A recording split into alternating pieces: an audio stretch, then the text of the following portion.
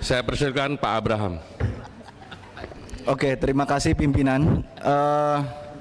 Yang terhormat Bu Menteri dan jajaran, pertama-tama izinkan saya untuk mengucapkan selamat kepada Bu Menteri.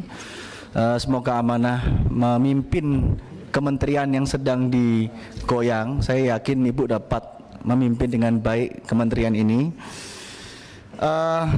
Terkait dengan Ibu yang tadi sebutkan, di mana Republik ini sedang digoyang, rame masalah terkait dengan judi online.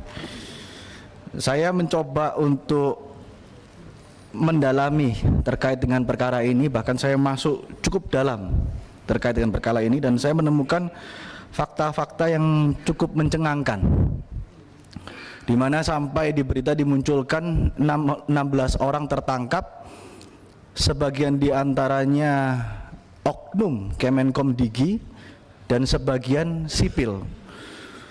Tapi di pihak yang lain saya merasa bersyukur juga kasus ini terungkap sekarang, Bu Menteri.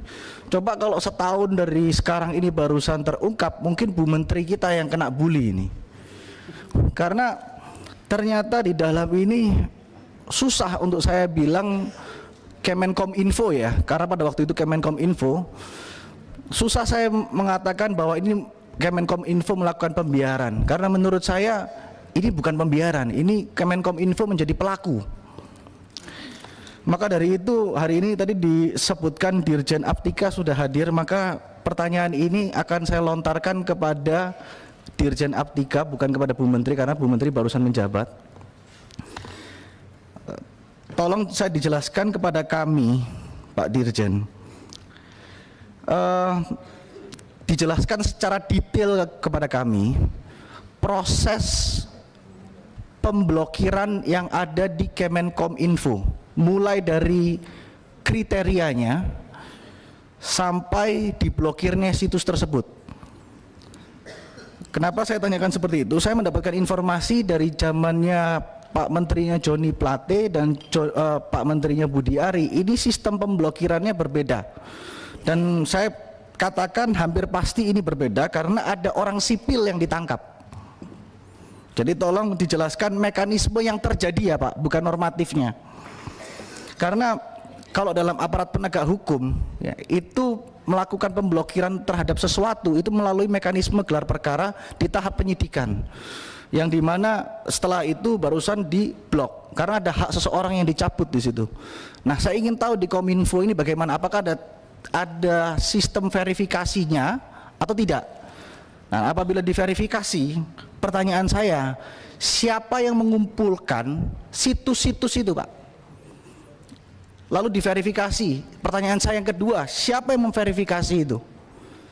Dan yang ketiga, siapa yang memblokir? Maksud saya bagian apa yang memblokir?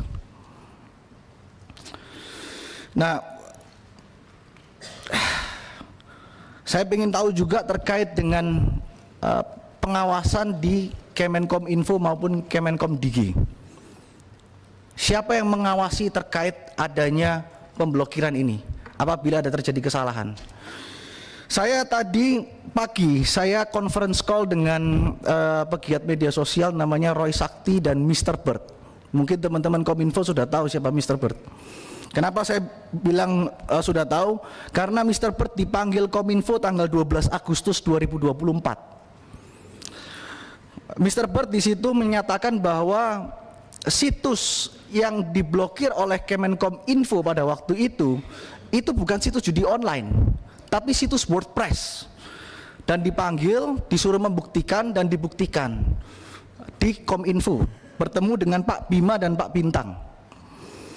Lalu dia juga menemukan problem serius di Kominfo pada waktu itu, di mana dia bisa membobol website Kominfo dalam waktu 30 detik dan menggunakan semua nama dari pejabat Kominfo untuk melakukan apapun itu, termasuk untuk memesan hotel, untuk email ke siapapun. Jadi itu sampai detik hari ini sudah disampaikan dan ditunjukkan dan belum diperbaiki. Sampai hari ini belum diperbaiki. Nah, ini tentunya harus menjadi perhatian yang serius karena ini Kominfo ya. Jadi kami berharap sekali bahwa ke depan Kominfo bisa memperbaiki diri. Nah, mungkin segitu dari saya ya Pak ya. Saya ingin tolong nanti Pak Dirjen Aptika jelaskan ke kami secara detail, karena ada perbedaan mekanisme ini, saya ingin tahu mekanismenya seperti apa. Terima kasih.